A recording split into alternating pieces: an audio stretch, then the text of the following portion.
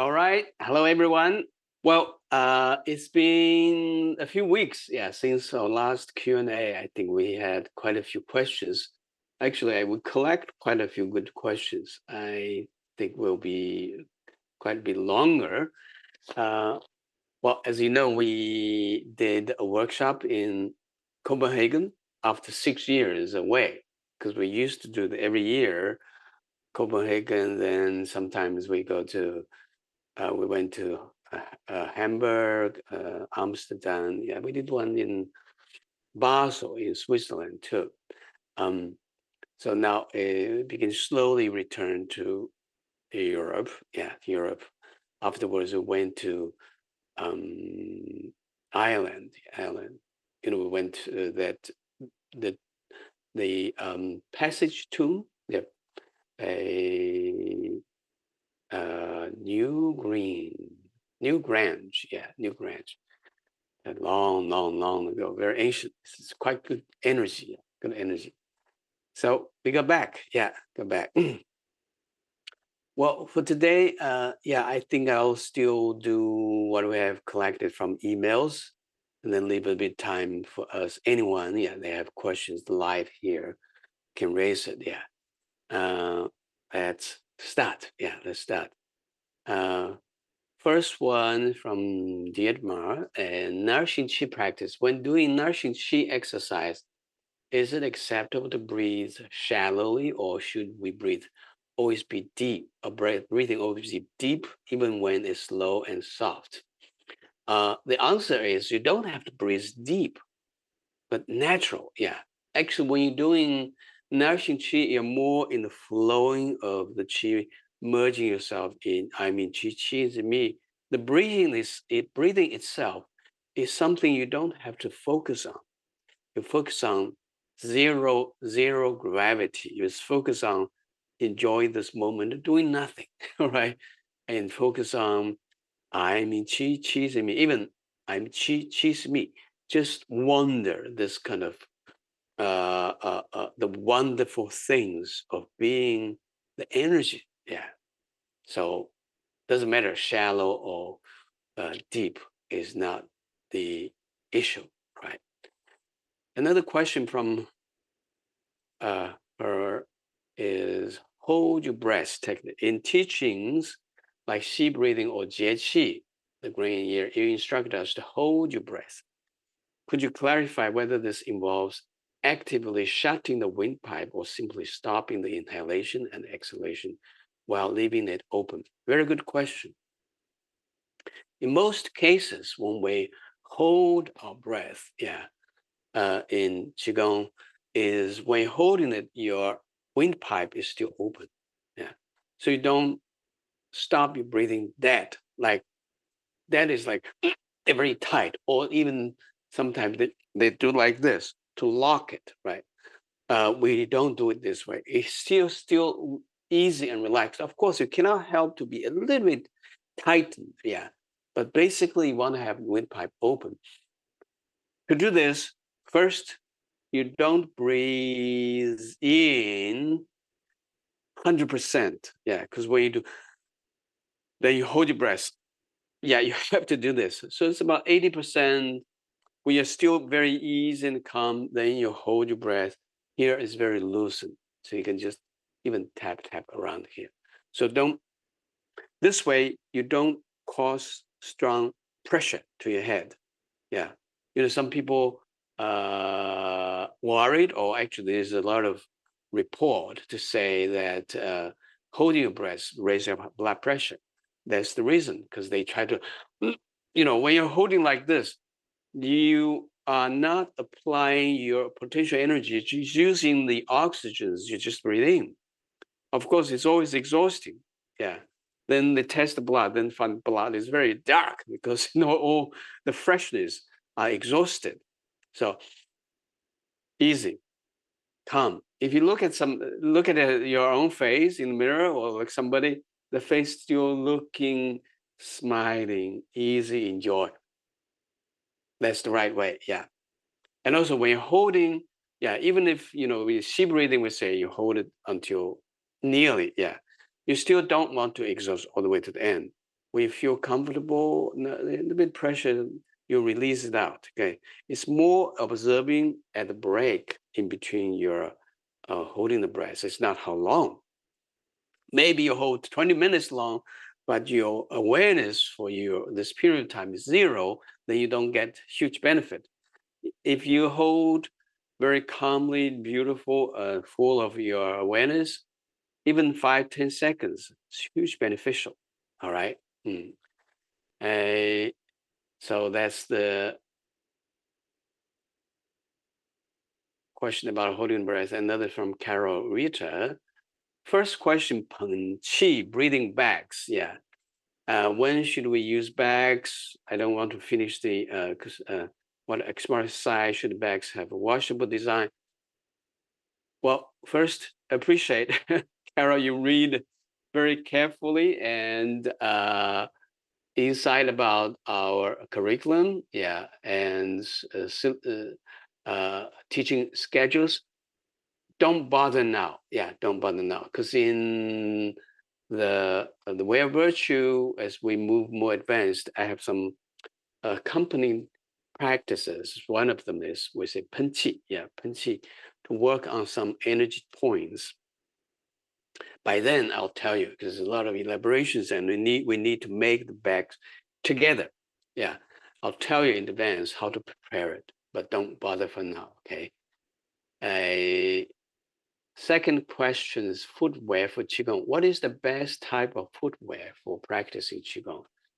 Is it true that rubber soles can block Qi and practicing barefoot is preferable? All right. This is a great questions. Yeah, it's a very practical too. Footwear can subtly but significantly affect our Qigong practice in some way. Yeah, first, best footwear for practice Qigong, of course, barefoot when it is safe and appropriate. Number one, okay, yeah, and I'll tell why when it's not so safe or not appropriate. Well, first, barefoot, best grounding, all right, and Qi connection with the earth.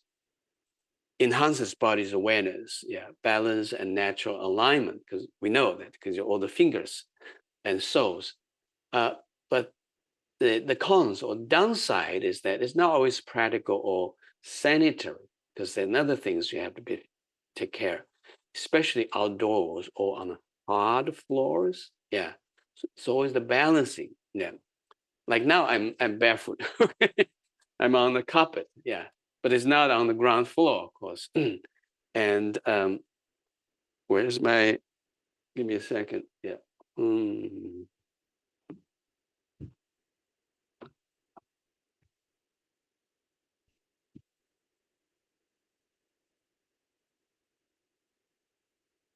But I want to show my shoes later. All right. Second is thin. First, barefoot, of course, this is most beneficial, but downside. Thin-soled closed shoes, like traditional Chinese Kung Fu or Tai Chi shoes, like this one, yeah. See, I even like to have the like cloth sole. It's not rubber sole, right? Somehow plastic sole.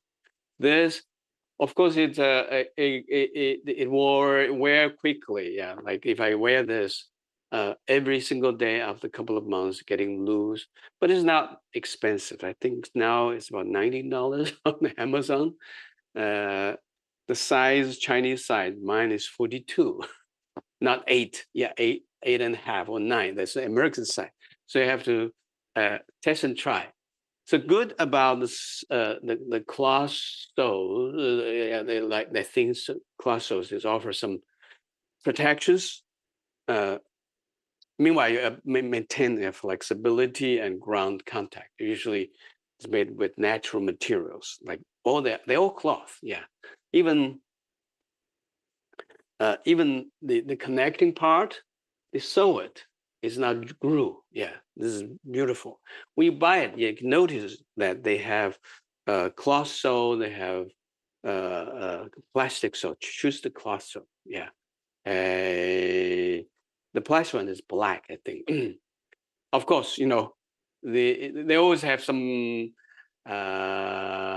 like shortcomings. Yeah. First is minimal arc support. Some people like flat feet. They may feel uncomfortable. It's not ideal for long-term wear, especially outside practice. All right. Yeah. And another, I find that when you wear this, you have to wear it only here. Like sometimes I forgot, I go wear it in the kitchen. It's cloth, it get wet, right? And then it wears very quickly. And another option is lightweight, yeah, like flat-soled sneakers.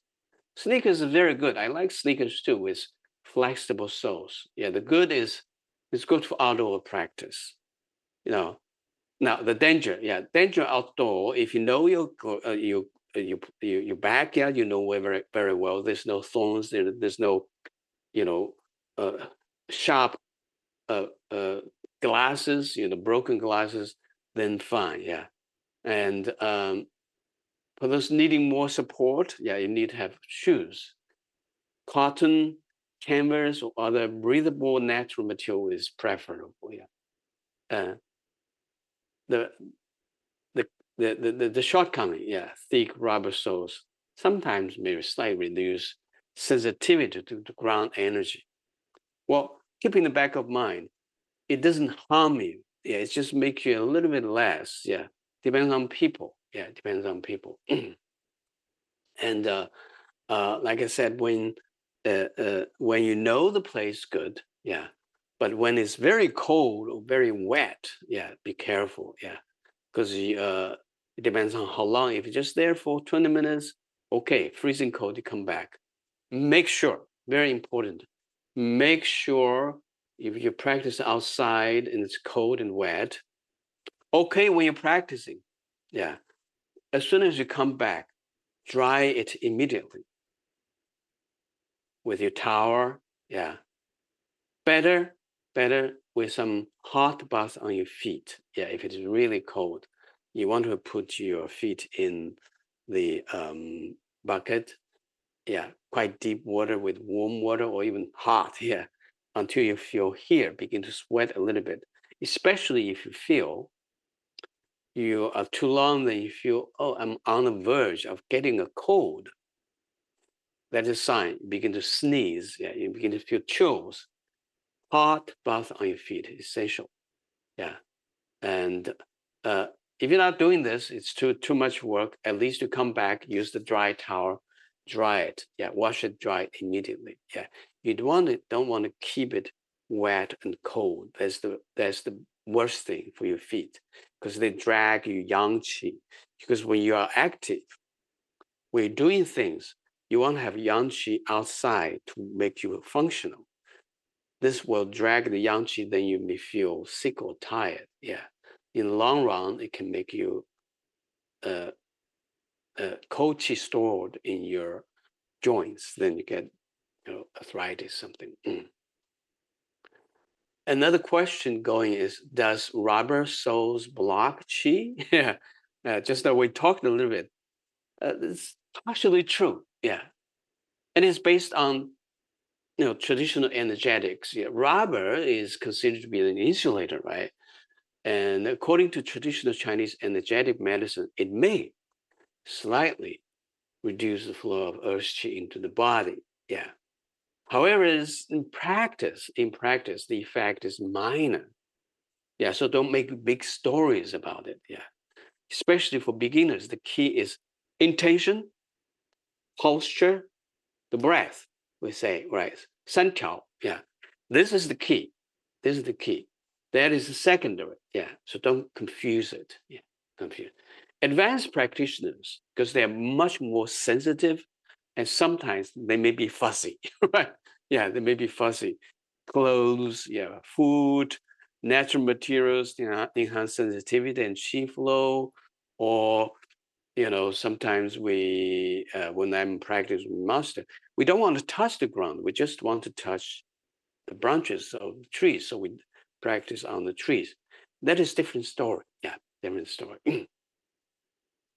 So to make a simple recommendation, indoors, on clean surface, barefoot, if your feet are comfortable and not too cold. Yeah, outdoors or public space, closed Tai Chi shoes or Qigong shoes, thin-soled, non-rubber footwear.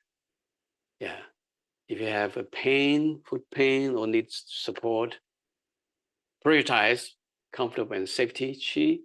Yeah, still flow with correct posture and breath. So you can use sneakers. Yeah, sneakers. Someone use the toes. Like the shape like your feet, like toes. It's fun. Yeah, I tried a couple of times. Sort of fun. I myself personally, I'm not a big fan because well, it feels great grabbing. It's rubber, still rubber, so great. Uh, but I don't like spending a lot of time in putting my toes in it. Sometimes I have two toes in one hole, take me a lot of time to work on it.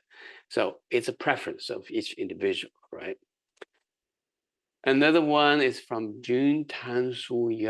I hope I pronounce it right. Yeah. She has two questions. I put it together, right? First is danger of Qigong psychosis from self-study. Yeah, is there a risk of Qigong psychosis as one follows the way of virtual lessons solely using the book without enrolling in the courses? Well, in general, the way of virtual is written carefully because when Rafi and I was writing on it, yeah, we thought about this. Yeah, so first we make it carefully with clear guidance, gentle progressions, and of course with strong ethical framework to minimize any risk of energetic imbalance. Qigong we say deviation. Yeah, deviation. However, self-study always carries some potential risk. Yeah, particularly when someone first practice too intensely or too frequently. I'm saying too, right? Without proper grounding. Yeah, some people are getting so enthusiastic, not balanced. Yeah, and you get on and on. That can make some um, uh, risk. Misunderstands key instructions and forces internal sensations. Yeah, because every now and then we may say, oh, if you're warm here, you may feel this, or there's some negative emotions arouses. Yeah, and be strong. Yeah, to focus on yourself, because some people are very easy to get suggested. Like when you hear some negative words, they say, "Oh, I feel like I'm trapped in that negative words." Yeah, if that happens, it's clear. Nourish your qi. Yeah, the best way is nourish. No matter when you feel not well, nourish your qi. Tap on your lower dantian. That's the good way to reset your right button. Yeah, right button. Some people skips foundational steps. Yeah, just uh, uh, uh, um, uh, I want to have the advanced ones. They don't even read the first. Yeah, they read this chapter 3 first. Try to copy the advanced one. They think they can be a shortcut.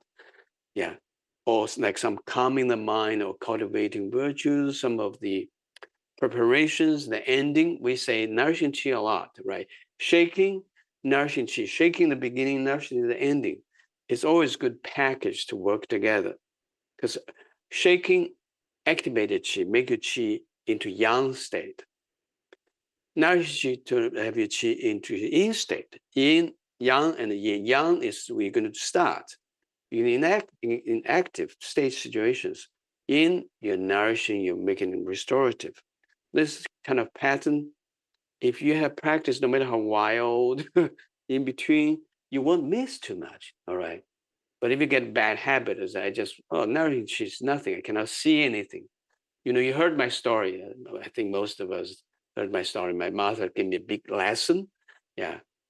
To allow me to remember how important nourishing qi is because it's so invisible, we may ignore it easily. Nourish qi. Yeah, nourish qi.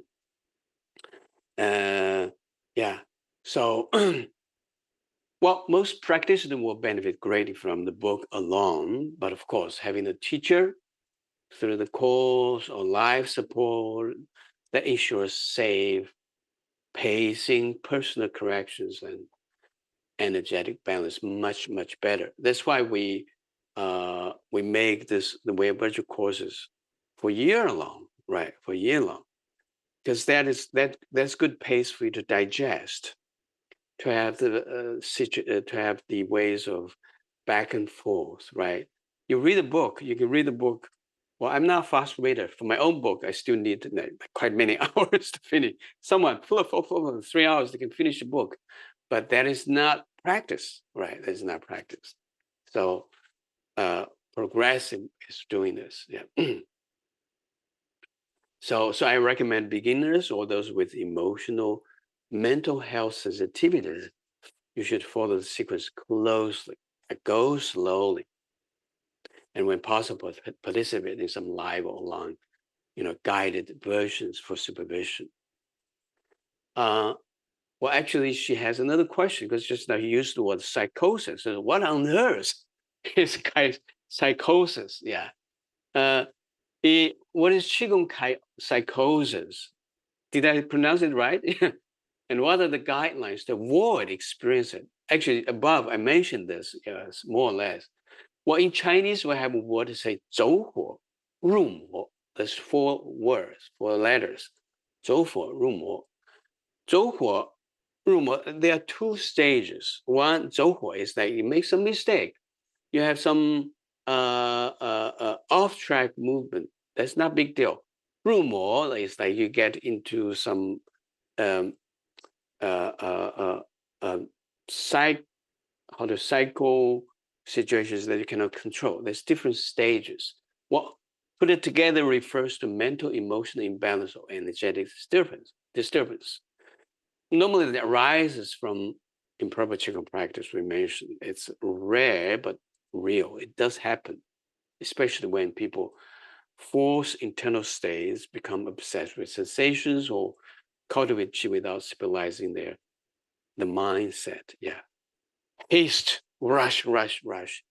Uh, of course, some people may have like schizophrenics itself, and so to practice, be very careful, even more slower, more detached, because this kind of person, they're more likely, not without qigong, the other things can also make it break out, right? So if you know your situation, just become more inside. Anytime you feel a bit offline, stop, nourish your qi, nourish your qi. I mean, qi is me, tap on the low dantian. Yeah, reset it. Yeah, reset it. Sometimes, the symptoms can be emotional instability. You can feel agitations, paranoia. Yeah, you hear some voices or see visions without grounding. Yeah, if you're grounded, if you smell something, that's great. Yeah, that means that you open some of your awareness. But if you feel like you're floating, not grounding, but have this sound uh, that is not right one. Yeah, feeling the chi is out of control or stuck. One, we had a lot when we were in China. They come to me and say, we say running uh, mouse, because the chi is like a little mouse under your shirt. Oh, it's here. Oh, it's here. Oh, it's here. So they are centered. Nourish your chi. Nourish your chi. Uh, some people are too obsessive, yeah, without inner sensations or spiritual powers, yeah. Disconnect from reality or body. Very strong hint or suggestions. Yeah. uh, to prevent it, follow the instructor's method. Yeah, as close as you can, especially for the beginners. Yeah, and avoid over practicing. Oh, I love qigong. I practice 24 hours a day for 3 days. Yeah, you get crazy, right? Yeah. So focus on balance. Yeah. Always bring the qi back to lower than 10, down to the feet, up the practice, lower than 10, nourish qi. Remember, nourish qi. Don't chase visions, powers, or sensations. That's very likely to a lot of beginners because that is the fancy part. It's fantasy, right? When you hear me telling stories of my master, you hear, some other people say, "Oh, I see colors. I feel something." Then you get excited. You want to copy that. No, that's his story. That's your story. My story is different. Yeah, try not to copy it. Yeah, copy it. Don't chase that visions. You have it. You have it. Yeah. Eat well, sleep. Yeah, walk in nature. Healthy relationship. This is all very helpful. Yeah. Of course, learn from qualified teacher. Then basically, I think you should be fine. Okay, should be fine. Now, another one from Suzanne about small heavenly circuit. Where is the point referenced at the end of the first exhale when studying the Pro images at the Pro in the Way of Virtue course? Additionally, where can this be reviewed in the course material? I think she refers to the Way of Virtue on stage 1, week 8. Yeah, week 8. Because we have a practice, not small microscopic, it's small heavenly circuit.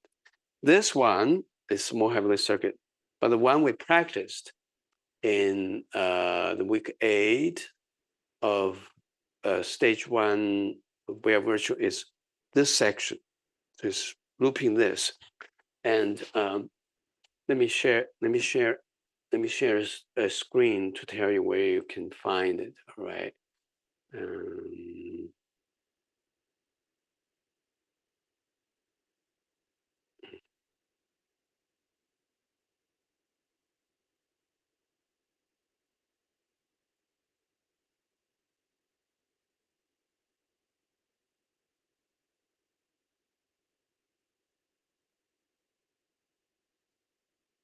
Over here.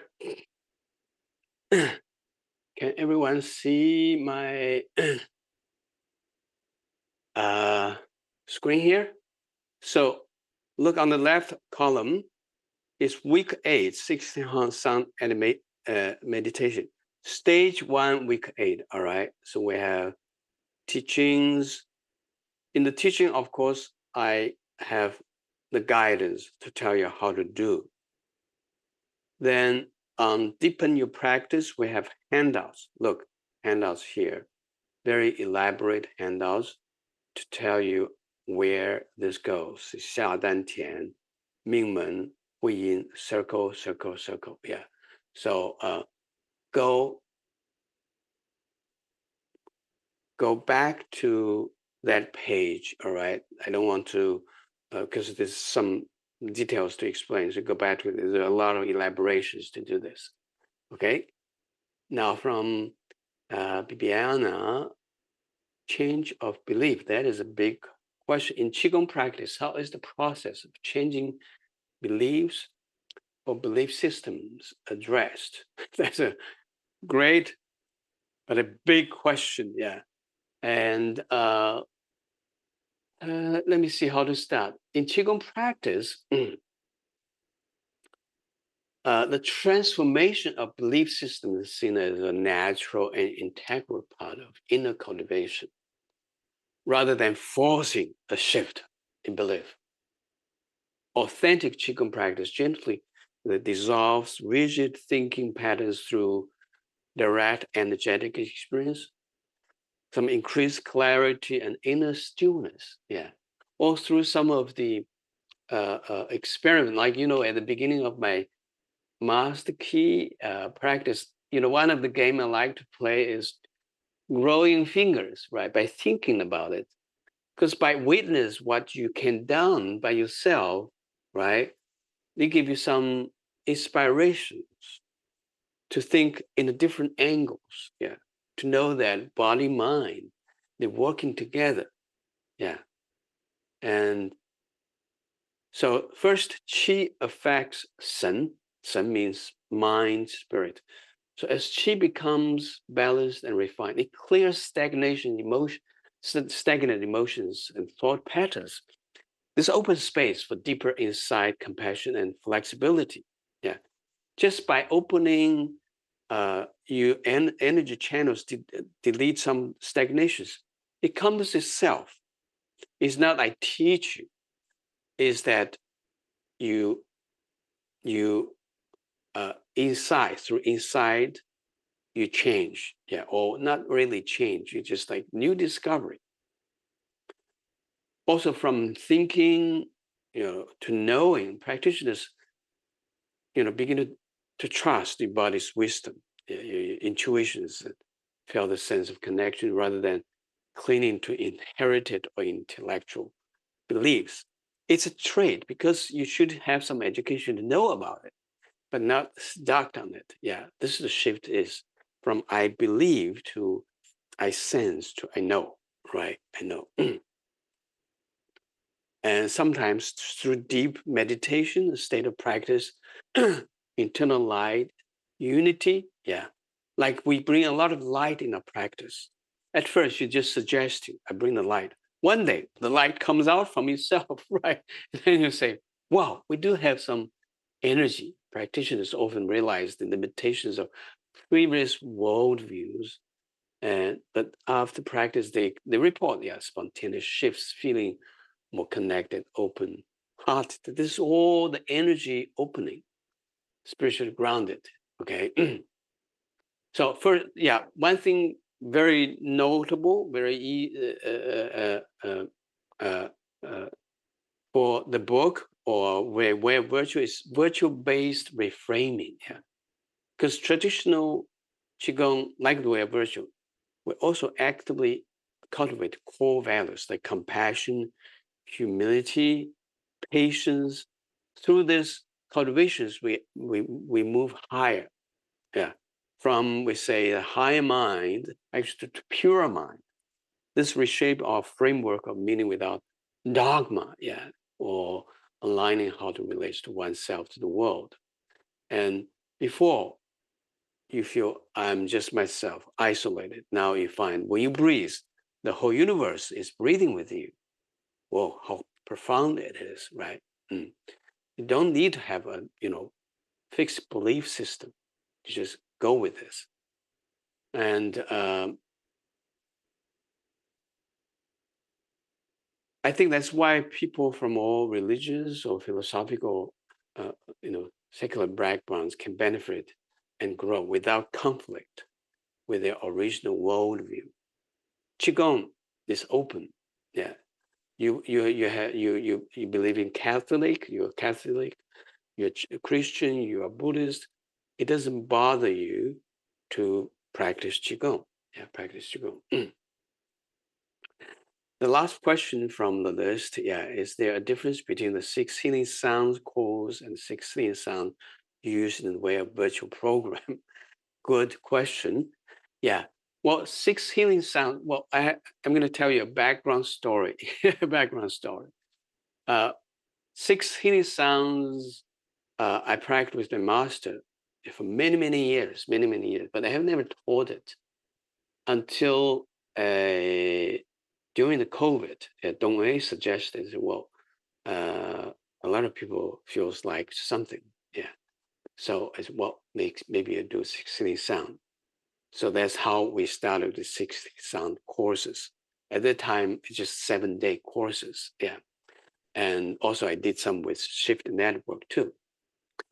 And during the course of teaching that, then that gave me the remember of the depths, the layer of 6 healing sound that encouraged me, yeah, by Domei especially said you should write a book to make it more available rather than just simple 16 sound.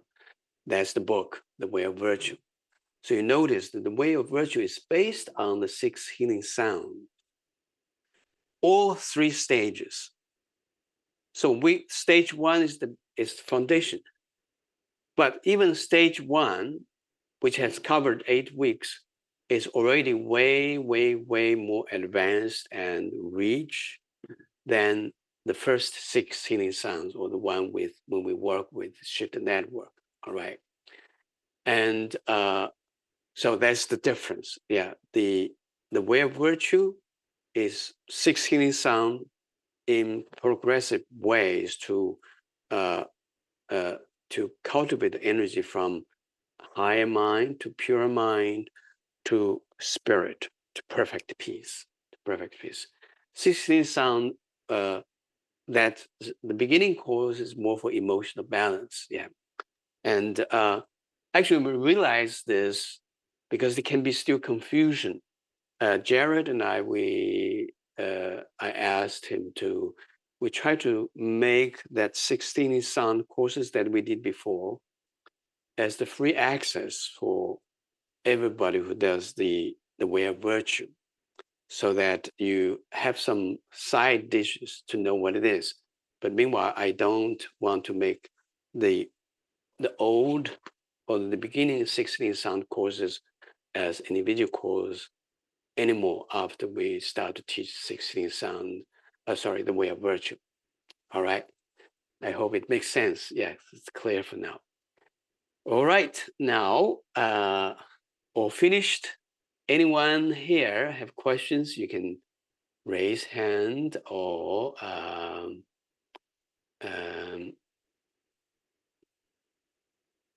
hold on. All right. Yeah.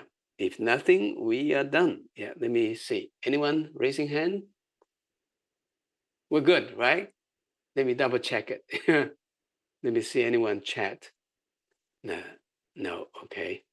Wonderful. All right. Oh, okay. We have one Nancy. Nancy. Okay. Yes. Hi. I just had a question on. I've been working with the week 8, the videos on the sitting and standing healing sounds, and can you remind me, why doesn't the standing version start with the Sanjiao family? Like, why doesn't it wrap both ends like the sitting version does? Well, it's it's the way of packaging together. Yeah, packaging. If you go to different versions, you may find some most are starting with liver. Yeah, because that's the cycles of the 5 elements. Yeah, and from a master, yeah, he said it's beautiful that you awaken the whole system first, then awaken the system. So to answer your question, because it's not mandatory, yeah, you have to do this. You can always do either ways. There's no harm. Okay. Okay. Thank you very much. All right. Okay. Thank you very much. Yeah, and thank you for attending today. And well, let's have a look to everybody before I say goodbye. No matter when. Let me see where I can find participants. Your view gallery. All right, you can unmute yourself. Everybody saying goodbye. Thank you, Nancy here. We have Thank you. Goodbye. Well, TK, operator, iPad, there's no name, Wong, Sabine. Hello. Jared here, my assistant, Eugene. Thank you. Yeah, and Anton. Thank you so much. Thank you. Oh, yeah. Thank you. Happy to see you all. And I'm going to have 5 o'clock class. We'll see you later if you're in the class. Hey, Wonderful day. Yeah. Bye-bye. Bye. Bye.